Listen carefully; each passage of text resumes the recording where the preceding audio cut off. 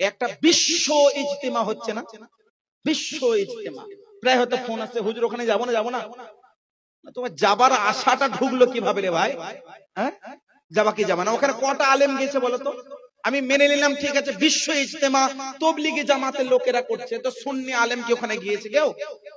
আরে যে তবলিগি জামাতের গুরুরা যারা তোমাদের আলেমকে গালি দেয়, তোমাদের আউলিয়া কেরামকে গালি দেয়, তুমি তাদের দরবারে বা তাদের ইজতিমায়, তাদের জলসায়, তাদের মঞ্চায় যাচ্ছ কিভাবে রে ভাই? এমন করে যাচ্ছে বলছে জান্নাত পেয়ে গেল বুঝলে। হ্যাঁ, স্টোরি দিচ্ছে এই এলাম ইজতেমায়, বিশ্ব ইজতেমা। আরে বোকা, তোমার জাহান্নামের রাস্তা খুলে আছে।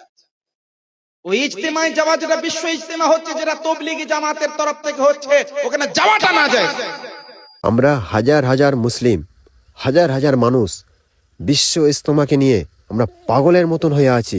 আর আজকের এই একটা যে হুজুর আমি ঠিকঠাকভাবে চিনিও না, আজকে ভিডিও দেখতে দেখতে আমার কাছে চলে এলো, তাই ভিডিওটা না করে থাকতে পারলাম না। তো বন্ধুরা, তোমরা যদি কেউ হুজুরটাকে চেনো অবশ্যই কমেন্টে জানিয়ে যাবেন। আর আমাদের ইজতেমাকে নিয়ে কত বড় ধরনের একটা ভুল কথা বলে গেলেন, তো তোমরা অবশ্যই করে কমেন্ট করবে।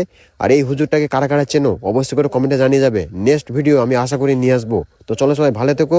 আজকের ভিডিওটা সবাই বেশি বেশি করে শেয়ার করো, যাতে আমাদের সমস্ত মুসলিম ভাই যারা ইজতেমাতে গিয়েছে তাদের কাছে যেন সবার কাছে পৌঁছে যায়। তো সবাইকে বলবো বেশি বেশি করে শেয়ার করো, প্লিজ প্লিজ।